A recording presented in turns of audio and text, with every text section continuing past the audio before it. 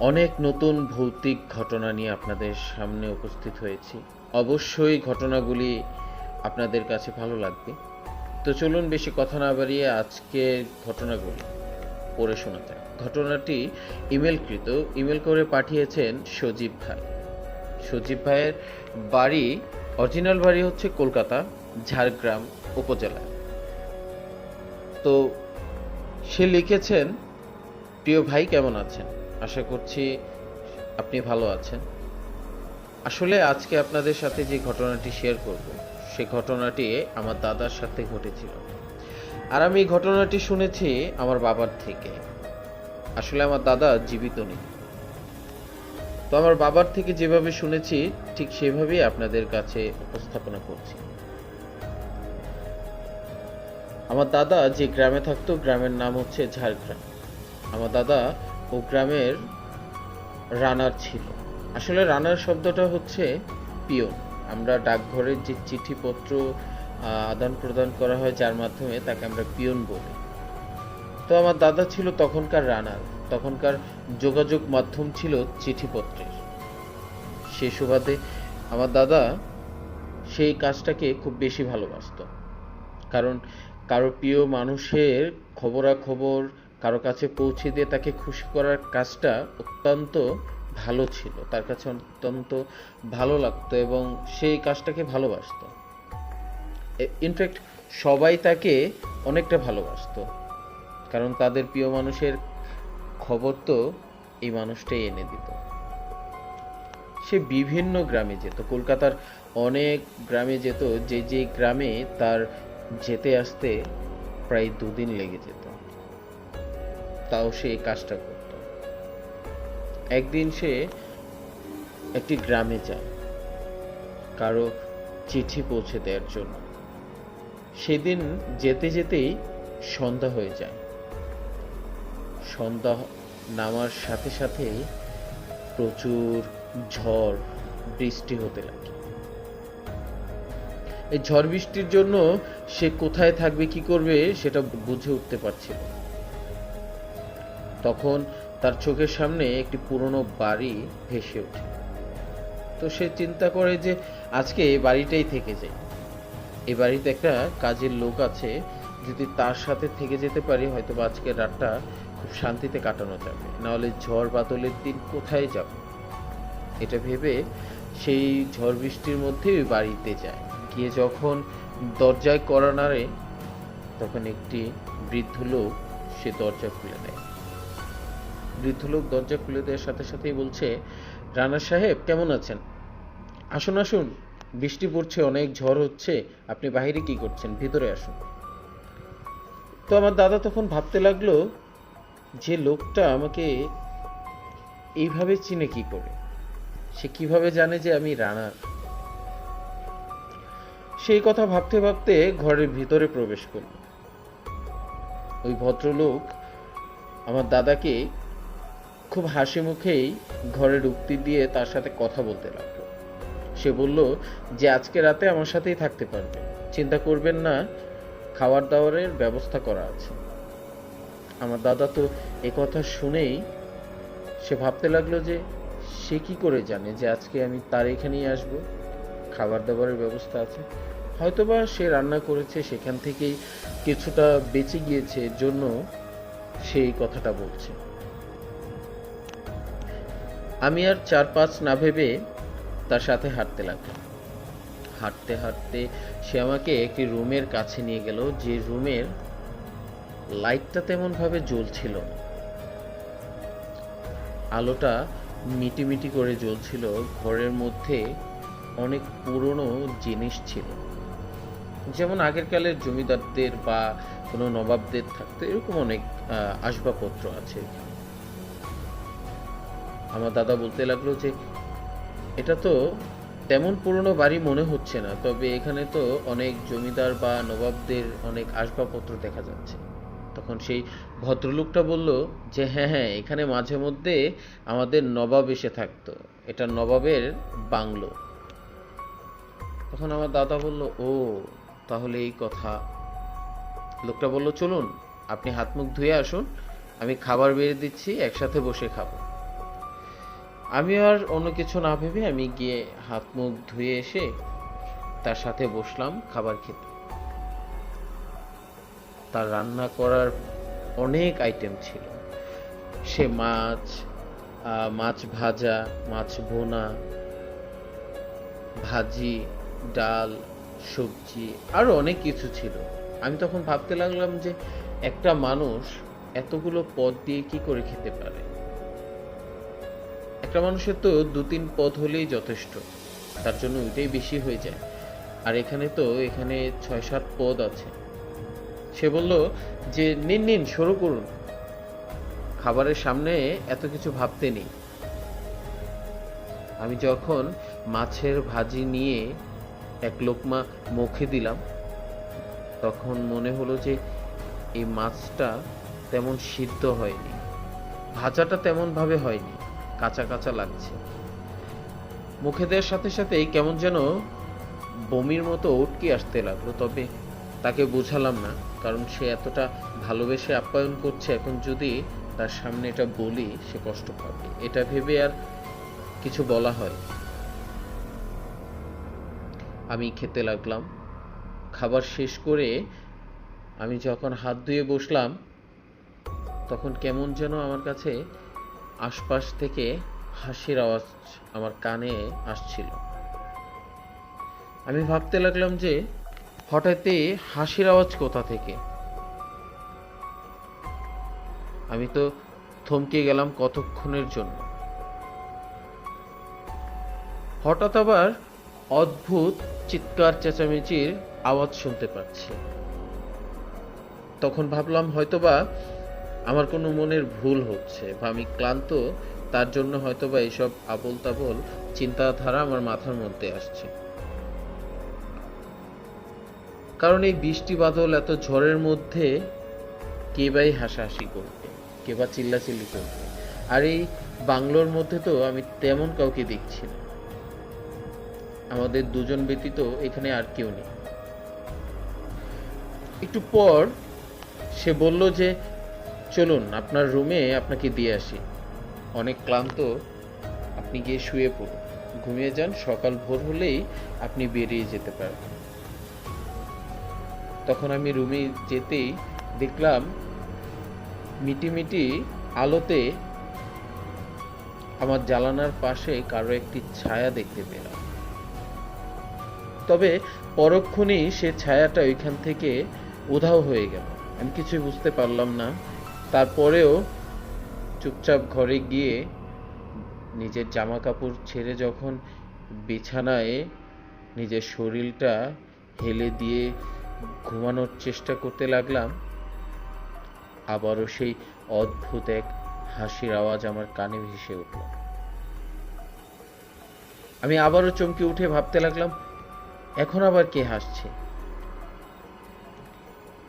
একটু পর দরজার সামনে একটি অদ্ভুত রকমের সুন্দর মেয়েকে দাঁড়িয়ে থাকতে দেখলাম।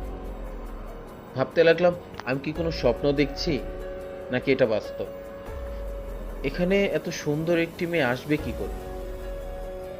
তারপরেও ভালো করে দেখার চেষ্টা করলাম যেটা কি সত্যি না আমার কোনো কল্পনা।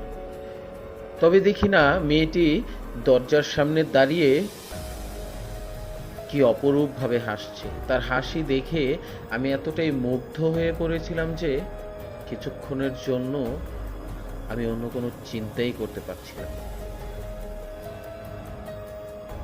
তার হাসিটুকু এতটাই ভালো ছিল যে আমি দেখে পুরো মুগ্ধ হয়ে পড়েছিলাম।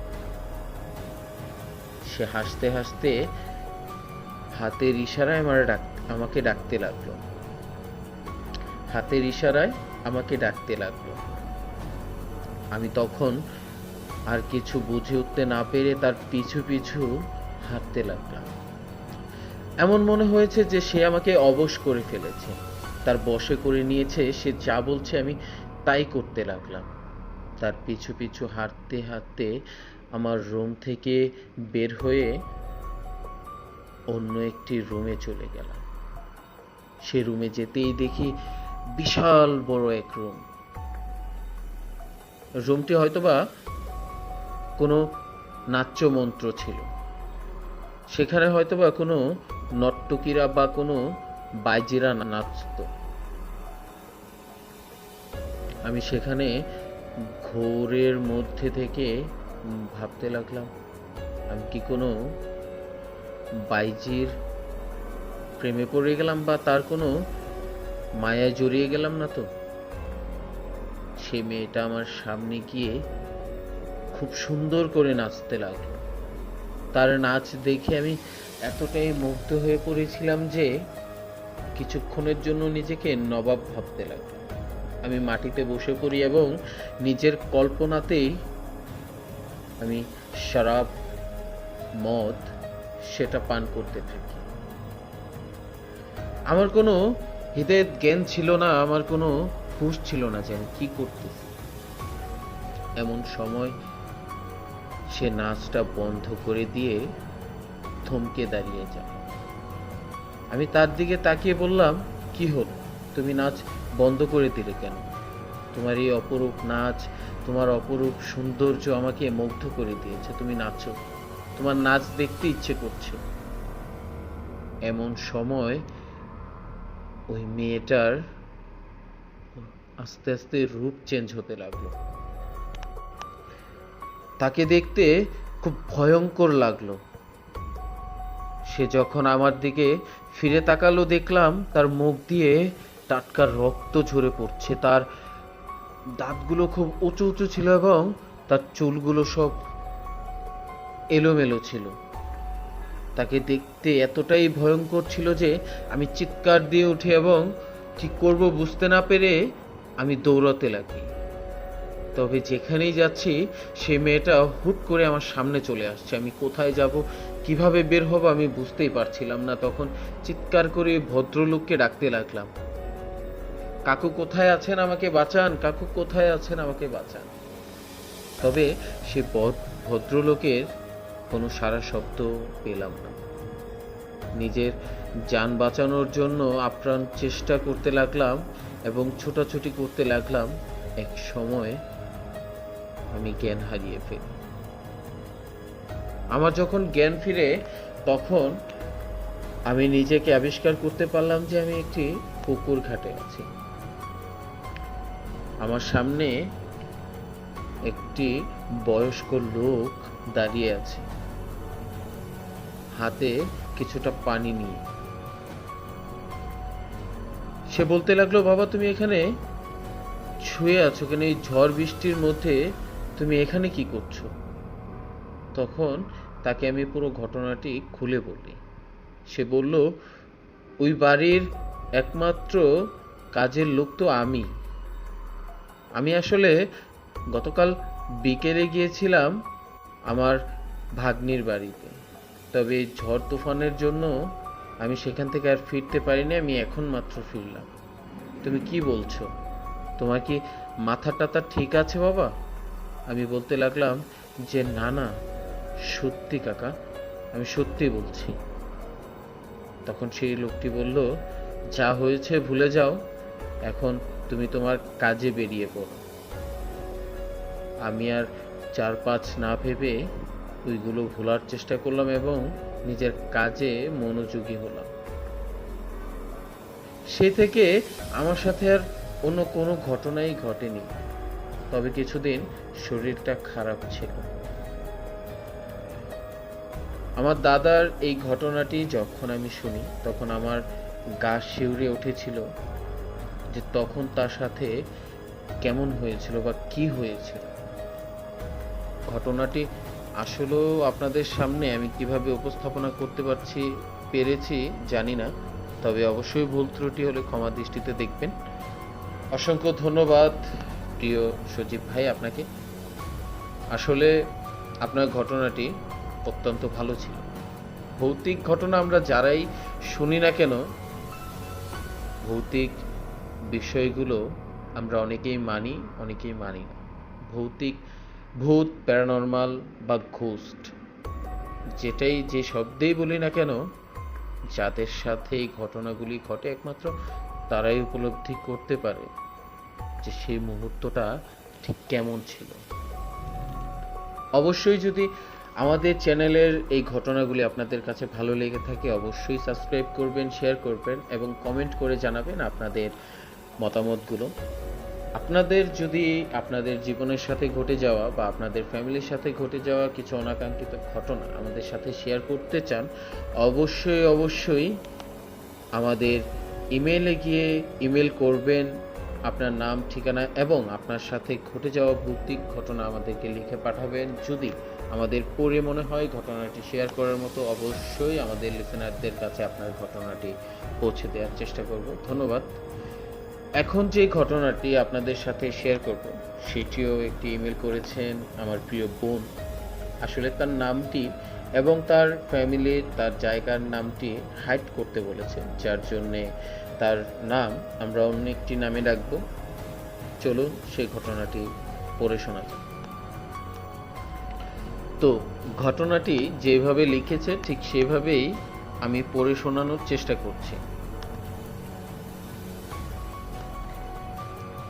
যে আপুটি আমাদেরকে ঘটনাটি লিখেছেন তার নাম সঞ্জিতা। তার সাথে একটি ব্ল্যাক ম্যাজিক হয়েছে।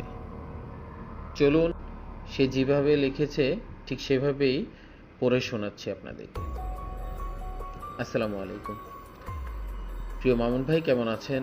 আশা করছি ভালো আছেন। আমার নাম সঞ্জিতা। আমি কিছুদিন যাবৎ অসুস্থ। আমার জন্য দোয়া করবেন আপনারা সবাই। তো ঘটনাটি রিসেন্টলি আমার সাথে ঘটেছে। আমার সাথে ঘটে যাওয়া ঘটনাটি আজকে আপনাদের সাথে শেয়ার করছি।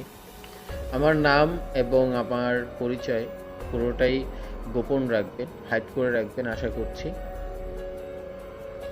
তো আমার মায়ের নাম পারভিন, আমার বাবার নাম সোহেল।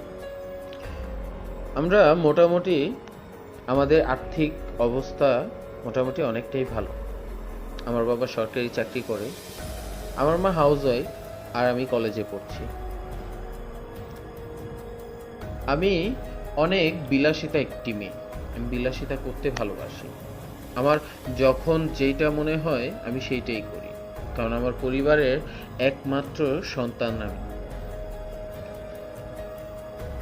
আর্থিকভাবে কখনো আমার ফ্যামিলি আমাকে এটা বোঝায়নি যে আমি কোনো কিছু চাইলে তাদের কাছে তারা আমাকে দিতে পারবে না। আমি যখনই যা চেয়েছি আমার সবগুলো স্বপ্ন তারা পূরণ করেছে। তো একদিন আমার জন্মদিনের দিন আমার বাবা আমাকে একটি আইফোন 11 প্রো গিফট করে। আমার মা আমাকে নিউ ল্যাপটপ গিফট করে। আমার বন্ধু বান্ধব অনেকেই অনেক কিছু গিফট করে। আসলে বলে রাখা ভালো, এই জন্মদিনকে কেন্দ্র করে আমার সাথে এই ঘটনাটি ঘটেছে। একটি ছেলে আমাকে ভীষণ ভালোবাসতো। ছেলেটি আমার অনেক আগে আমাকে প্রপোজ করেছিল। তখন আমি তাকে না বলে দিই, কারণ আমার এই ভালোবাসার প্রতি কোনো ইন্টারেস্ট ছিল না, বা ভালোবাসাকে আমি কখনোই বিশ্বাস করতাম না। তো সেই ছেলেটিও আমার জন্মদিনের দিন এসে আমাকে একটি টেডি বিয়ার গিফট করে। সেই টেডি বিয়ারটা খুব ছোট ছিল, অন্য সব টেডি বিয়ারের মতো ছিল না, একটা অদ্ভুত রকমের টেডি বিয়ার ছিল। গিফট তো গিফট হয়, এর জন্য আমি সেটাকে অ্যাকসেপ্ট করে নিয়ে গিফটটাকে অন্য কোথাও রেখে দিই। কোথায় রেখেছিলাম সঠিক মনে নেই আমার। তো জন্মদিনে তো অনেক অনেক কিছুই গিফট করে অনেকেই। আমিও সেটা ভেবে আমি তাকে আর সেদিন কিছু বলিনি। সে থেকেই আমার সাথে অদ্ভুত ঘটনা ঘটতে থাকে। জন্মদিনের দিন রাতে যখন আমি এই প্রোগ্রাম শেষ করে দিয়ে ফ্রেশ হয়ে ঘুমোতে যাব, তখনই আমার শরীরটা জ্বালাপোড়া করতে লাগলো। আমার কেমন যেন বমি আসতে লাগলো। হঠাৎ বমির ভাব হতে হতে আমি হঠাৎ বমি করে দিই। তবে সেটা কোনো সাধারণ বমি ছিল না, সে বমিটা ছিল রক্তের বমি। হ্যাঁ, আমি সেদিন রক্তের বমি করেছিলাম। আমার সারাটা শরীর কে যেন আগুন লাগিয়ে দিয়ে আমাকে জ্বালাপোড়া করাতে বাধ্য করেছিল। আমি ভাবতে লাগলাম যে আমার শরীরে আগুন লেগে গেছে। একটা মানুষের শরীরে যেমন আগুন লাগলে সে চিৎকার চেঁচামেচি করতে থাকে এবং কষ্ট পেতে থাকে, ঠিক তেমন কষ্টটা আমি অনুভব করতে লাগলাম। আমার চিৎকার চেঁচামেচিতে আমার মা বাবা ছুটে আসলো। বাড়িতে অনেক গেস্ট ছিল, তারাও ছুটে আসলো। তখন তারা আমার এই কার্যকলাপ দেখে তার খুব ভয় পেয়ে যায়। একে তো রক্ত বমি, দ্বিতীয়ত আমি কেমন ছটপট করছিলাম। অনেকে অনেক কিছু বলল যে হয়তোবা কিছু খাবার কারণে বা গরমের কারণে অসুস্থতা বোধ করছি, আমি অসুস্থ হয়ে পড়েছি। তখন সবাই বলতে লাগলো যে এখন তো আর ডাক্তারের কাছে নিতে পারবে না, আপাতত ঘরোয়া ট্রিটমেন্ট করো, সকাল হলে ডাক্তারের কাছে নিয়ে যেও। যা বাবা তাই কাজ। আমার মা বাবা সেই কথায় রাজি হয়ে আমাকে আবারও আমাকে গোসল করিয়ে দিয়ে আমার রুমে শুয়ে দিয়ে গেল। হঠাৎ আমার মনে হচ্ছিল পুরো পৃথিবীটাই ঘুরতে লাগলো। আমার কাছে সব অন্ধকার হয়ে পড়ছিল। এমন সময় আমার সামনে সাদা কাপড় পরিহিত একটা লোক দেখতে পেলাম। আমি রীতিমতো ভয় পেয়ে যাই। এটা কে? আমার এই ঘরে আমি ছাড়া তো আর কেউ নেই। আমি রীতিমতো তার বশে চলে গিয়েছিলাম। আমি উপলব্ধি করতে পেরেছিলাম যে সে আমাকে তখন বলছিল যে তোর আর বেঁচে থেকে লাভ নেই, তোর এই জ্বালা পোড়া এই কষ্ট কমবে তুই মারা গেলে, তুই মরে যা, তুই মরে গেলে তোর সব যন্ত্রণা কষ্ট মিটে যাবে। আমি তার কথা মতোই আমার ফ্যানের সাথে আমি ফাঁসি দিতে লাগলাম। তবে জানি না আমার কপালটা কতটুকু ভালো ছিল। আমার ওড়না দিয়ে যখন আমি ফ্যানের গিট দিয়ে আমার গলায় ফাঁসি দিতে যাব, ঠিক তখনই আমার গেটে কে যেন নক করলো আমার দরজা। আমি রীতিমতো আমার ঘর থেকে বের হয়ে দেখি যে আমি ফ্যানের সাথে আমার ওড়নাটাকে বেঁধে আমার গলায় ফাঁসি দিতে লাগছি। তখনই চিৎকার করে দিয়ে গিয়ে দরজাটা খুলেই দেখি বাবা আমার দরজার পাশে দাঁড়িয়ে আছে। বাবা বললো, কি হয়েছে? আমি তো দেখতে এলাম যে তুই ঘুমিয়েছিস কিনা, কি হয়েছে, ভয় পেয়েছিস কেন? তখন আমি বলতে লাগলাম, বাবা আমি জানি না কি হয়েছে, একটা লোক দেখতে পেলাম। তারপরে আমি এটা উপলব্ধি করতে থাকলাম যে সে আমাকে বলছে আমি ফাঁসি দেওয়ার জন্য, আমি মরে যাওয়ার জন্য, মরলে নাকি আমার এই যন্ত্রণা কমবে। আমার বাবা তখন আমার হাত ধরে নিয়ে তাদের রুমে নিয়ে গেল এবং মাকে পুরো ঘটনাটা বলল যে আজকে সে আমাদের মাঝেই থাকবে, আমাদের কাছে আজকে সে ঘুমাবে। তবে তারা হয়তোবা ভুলে গিয়েছিল যে আমি রীতিমতো একটি জিনের বশে চলে গিয়েছিলাম। যখন সেই জিনটা আমাকে রীতিমতো বশ করে ফেলেছিল, আমি পাগলের মতো রুমের মধ্যে ছোটাছুটি করতে লাগলাম এবং আমি আমার মাকে আমার বাবাকেও মেরেছিলাম সেই দিন। আমার যখন জ্ঞান ফিরে তখন বাবা মা আমাকে এগুলা বলতে লাগলো যে আমি নাকি এরকম পাগলামো করছিলাম আর তাদেরকে খুব জোরে মারতেছিলাম। আমি তো কিছুই বুঝতে পারছিলাম না যে আমি এটা কি করছি।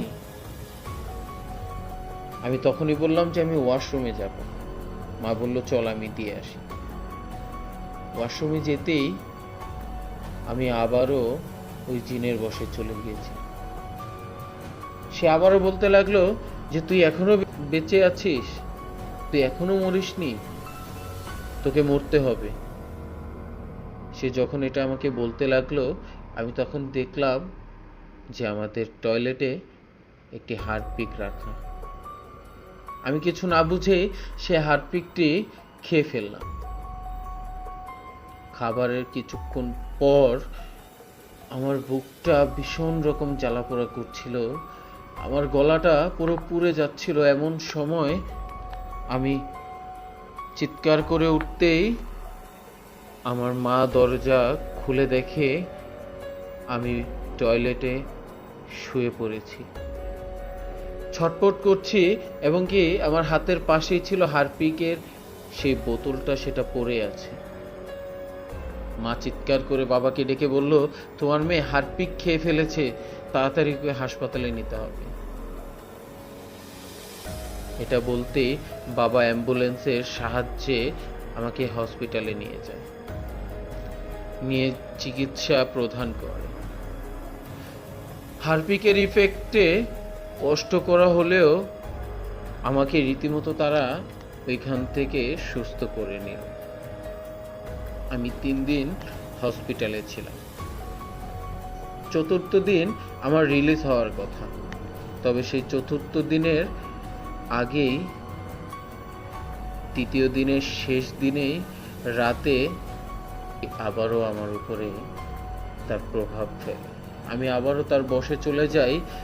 একটি নার্স এসেছিল আমাকে ওষুধ খাওয়ানোর জন্য, সেই নার্সকেও আমি সেদিন মেরেছিলাম। তাকে মেরে আমি ওইখান থেকে পালিয়ে যাই। হসপিটাল থেকে যখন পালিয়ে যাই, তখন আমার বাবা মা হসপিটালে এসে দেখে আমাকে আর পাওয়া যাচ্ছিল না। আর ওই নার্সটাকে এতটাই মেরেছিলাম যে সে বিগত অনেক দিন যাবৎ হসপিটালে ভর্তি ছিল। আমার বাবা মা আমাকে না পেয়ে তারা রীতিমতো পাগলের মতো হয়ে পড়েছিল। তারা এদিক ওদিক ছুটাছুটি করতে লাগলো, আমাকে খুঁজতে লাগলো। তারা চিৎকার করতে লাগলো আর মানুষের কাছে বলতে লাগলো যে আমাকে দেখেছে কিনা তারা। তবে আমি যে কোথায় গিয়েছিলাম সেটা আজও আমার মনে নেই। আমার বাবা মা যখন বাড়ি ফিরে আমাকে খুঁজে না পেয়ে, তখন আমার আত্মীয় স্বজন পাড়া প্রতিবেশী বলতে লাগলো যে এটা কোনো কবিরাজের কাছে গেলে হয়তো আমাকে খুঁজে পাওয়া যেতে পারে। এই কথা শোনার সাথে সাথে আমার বাবা মা ছুটতে লাগলো ভালো কোনো কবিরাজ পাওয়ার উদ্দেশ্যে। এটা বলে রাখা ভালো যে আমার বাবা মা তেমন একটা কবিরাজ পছন্দ করতো না, বা তারা কবিরাজকে বিশ্বাস করতো না। কিন্তু সেই দিন আমার জন্যে, আমার ক্ষেত্রে তারা কবিরাজকে খুঁজতে লাগলো। ভালো কোনো কবিরাজই পাচ্ছিল না তারা যেই কবিরাজের কাছেই যাচ্ছিল সেই কবিরাজেই ভণ্ড প্রতারিত হচ্ছিল। এক কবিরাজের কাছে গেল, সে বলল যে আপনার মেয়ে মারা গেছে, তাকে আর কখনোই পাবেন না। আমার মা বাবা তো আরো বেশি ভেঙে পড়ে। তারপর সে আরেকটা কবিরাজের কাছে যায়, সে বলল যে আপনার মেয়ে বেঁচে আছে, তবে তাকে পাওয়াটা খুব কঠিন হয়ে যাবে, তবে তাকে একদিনের মধ্যে 24 ঘন্টার মধ্যে তাকে এনে দিতে পারবো, তবে তার জন্যে আমাকে হাদিয়া দিতে হবে 40,000 টাকা। সে কথা শুনে আমার বাবা মা এক মুহূর্তেই রাজি হয়ে গেল, কারণ তাদের কাছে আমার চাইতে টাকাটা বেশি বড় ছিল না। তাই তারা তাকে সেদিনই 40,000 টাকা দিয়ে এবং কবিরাজ যা যা বলেছিল সেগুলো করে তারা বাড়ি চলে আসে।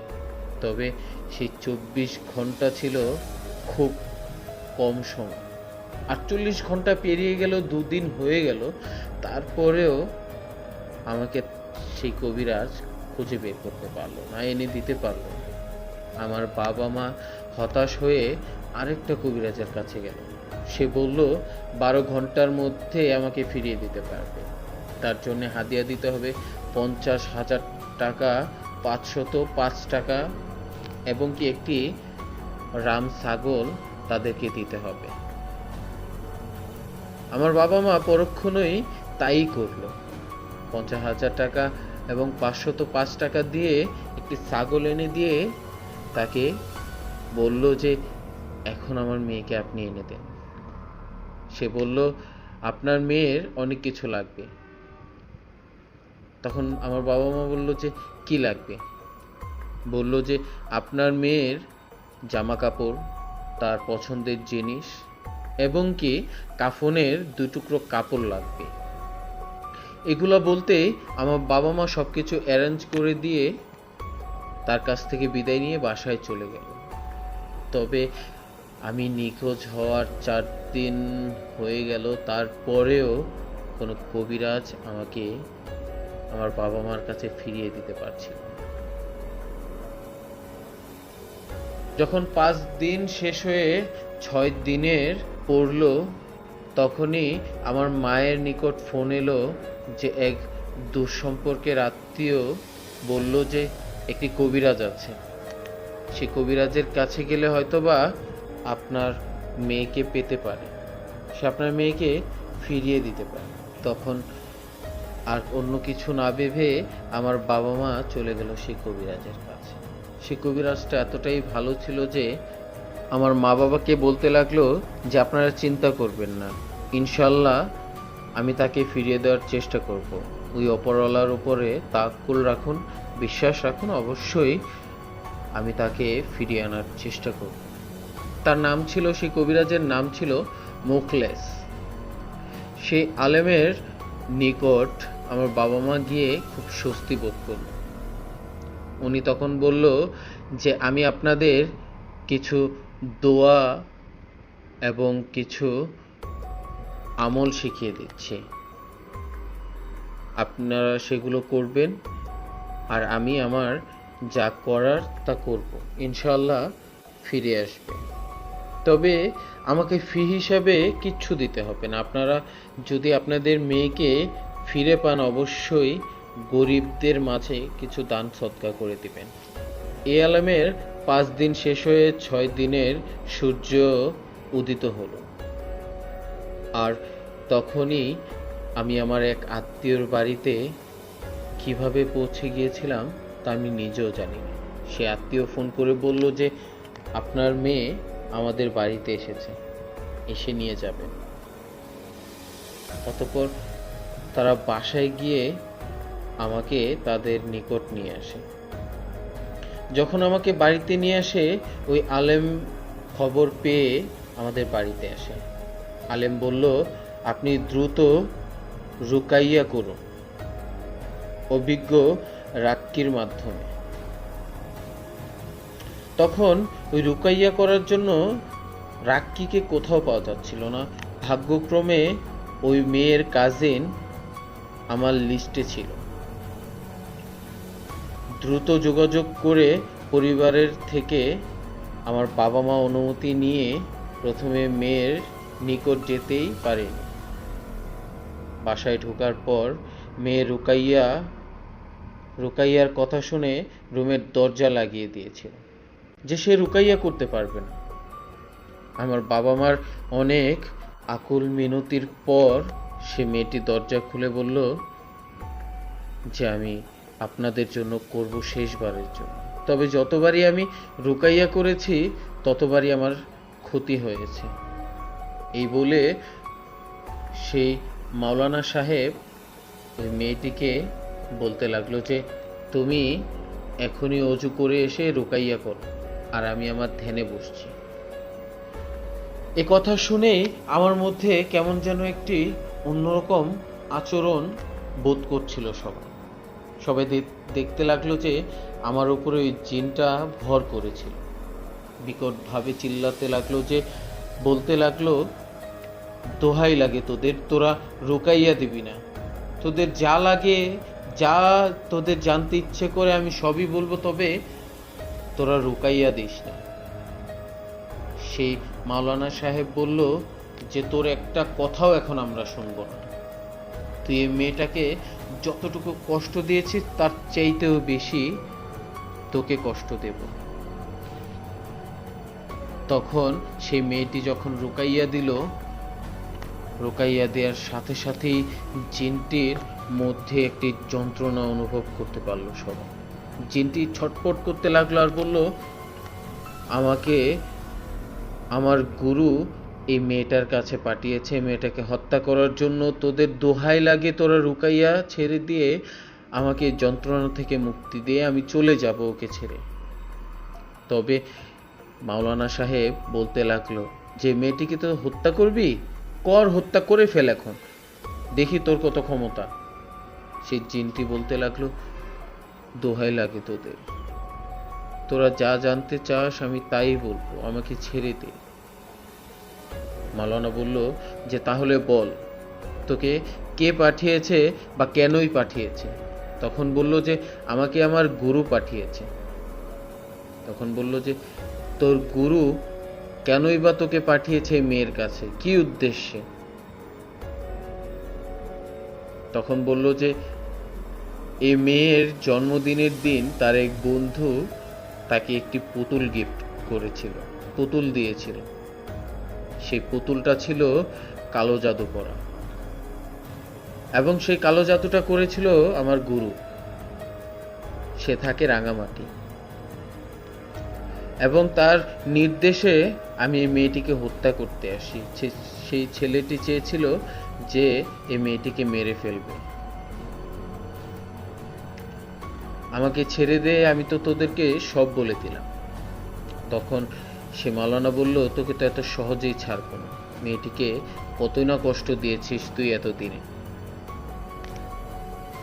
এরপর যখন হুজুর দোয়া পড়তে লাগলো এবং তার উপরে পানি ছিটাতে লাগলো, ওই জিনটা ছটপট করতে করতে চিৎকার করতে লাগলো, এবং কিছুক্ষণ পর ওই জিনটা আমার থেকে চলে যায়। এবং যাওয়ার পথে সে আমাদের বাড়ির পাশে একটি নিম গাছ ছিল, সেই নিম গাছের একটা ডাল ভেঙে দিয়ে চলে যায়। তারপর সেই ছেলেটিকে আমার বাবা মা পুলিশের হাতে দেয়। আর এই সব ঘটনা আমার মার থেকে, বাবার থেকে এবং আত্মীয় স্বজনের থেকে শুনেছিলাম। আর কিছুদিন পর পর সেই মাওলানা সাহেবও আমাকে দেখতে আসতো। আসলে সেই তাবিজটা করেছিল, সেই কালো জাদুটা করেছিল আরেকটা মাধ্যমে। সেটা করার জন্য দুইটা তাবিজ প্রয়োজন ছিল ওই ছেলেটার। একটা তাবিজ সে কবরস্থানে পুঁতে রেখেছিল, আর একটা ওই পুতুলের মধ্যে রেখেছিল। তারপর ওই পুতুলটাকে মাওলানা সাহেব আমার ঘর থেকে বের করে নিয়ে আগুনে পুড়িয়ে ফেলে, এবং সেই ছেলেটাকে দিয়ে ওই কবরস্থান থেকে ওই তাবিজটা তুলে সেটাও পুড়িয়ে ফেলে। সেদিন থেকে আমি মানসিকভাবে সুস্থ হলেও শারীরিকভাবে খুব অসুস্থ হয়ে পড়েছিলাম। কারণ ওই হারপিক খাওয়ার পরে আমার লিভারে খুব সমস্যা দেখা দিয়েছে। আমি এখনো হসপিটালে আছি, এখনো অসুস্থ আছি। তবে এতটুকু সবার কাছে বলতে চাই যে কালো জাদু করা ভালো নয়। কালো জাদু করা আসলেই খুব খারাপ একটি জিনিস। আপনার এই খারাপ উদ্দেশ্যের জন্য কোনো এক মানুষের প্রাণও চলে যেতে পারে। তাই আপনারা এই কালো জাদু, খারাপ কাজ থেকে, এই জাদুটোনা থেকে বিরত থাকুন। নিয়মিত কোরআন সুন্নাহর অনুসরণ করে আমল করুন। আসুন আপনারা জিকির করুন, আপনারা আল্লাহ তাআলার ইবাদত করুন, এবং কি এর সাথে সাথে নিয়মিত আয়াতুল কুরসি, সূরা ফাতিহা, সূরা ফালাক, সূরা নাস, সূরা ইখলাস এগুলা পড়ে নিজের শরীরকে বন্ধ করে রাখুন। তাহলে কোনো জিন, জাদুটোনা আপনার শরীরে প্রবেশ করতে পারবে না। যদি আমার এই ঘটনাগুলি ভালো লেগে থাকে অবশ্যই এই চ্যানেলটিকে সাবস্ক্রাইব করবেন, এবং যদি আমার লেখায় কোনো ভুল ত্রুটি হয়ে থাকে অবশ্যই ক্ষমা দৃষ্টিতে দেখবেন। ঘটনাগুলির প্রেক্ষাপটে কিছু ছবি দেয়া আছে, সেগুলো দেখে নেবেন। ধন্যবাদ সবাইকে। ধন্যবাদ বোন তোমাকে, তুমি এত সুন্দর করে ঘটনাটি লিখেছ। আসলে জানি না আমি ঘটনাটা পড়েছি, আমার ভুল ত্রুটি হয়ে থাকলে অবশ্যই লিসেনার্স আপনারা ক্ষমা দৃষ্টিতে দেখবেন। আপনাদের কাছে, আপনাদের মাঝে অনেক দিন পর ঘটনা নিয়ে এসেছি। ঘটনাগুলি জানি না আপনাদের কাছে কেমন লেগেছে বা কেমন লাগবে, কমেন্ট করে জানাবেন কেমন লেগেছে। আর সানজিদা আপ্পির ঘটনাটি আসলেও আমার কাছে খুব ভালো লেগেছে। দোয়া করি আপ্পি আপনি তাড়াতাড়ি সুস্থ হয়ে যান, আমাদের মাঝে আরও অনেক ভৌতিক ঘটনা নিয়ে আসুন, যে ঘটনাগুলি আমাদের লিসেনারদের কাছে আমরা পৌঁছে দিতে পারবো। আজকের মতো সবার কাছে বিদায় নিচ্ছি। অবশ্যই যদি ভালো লেগে থাকে আমাদের এই চ্যানেলটি, অবশ্যই চ্যানেলটিকে সাবস্ক্রাইব করবেন, বেল আইকনটি ক্লিক করে পাশে থাকবেন। আপনার সাথে ঘটে যাওয়া ভৌতিক ঘটনা বা আপনাদের আত্মীয়র সাথে, আপনাদের পাড়া প্রতিবেশীদের সাথে ঘটে যাওয়া ভৌতিক ঘটনাগুলি শেয়ার করতে চাইলে আমাদেরকে ইমেল করুন। ইমেলটি আমাদের ডিসক্রিপশনে দেওয়া আছে। অবশ্যই সেখানে গিয়ে আপনার নাম, ঠিকানা এবং আপনার সাথে ঘটে যাওয়া ভৌতিক ঘটনাগুলি শেয়ার করতে ভুলবেন না। আসসালামু আলাইকুম ওয়া রাহমাতুল্লাহি ওয়া বারাকাতুহু। ভালো থাকবেন সবাই। আল্লাহ হাফেজ।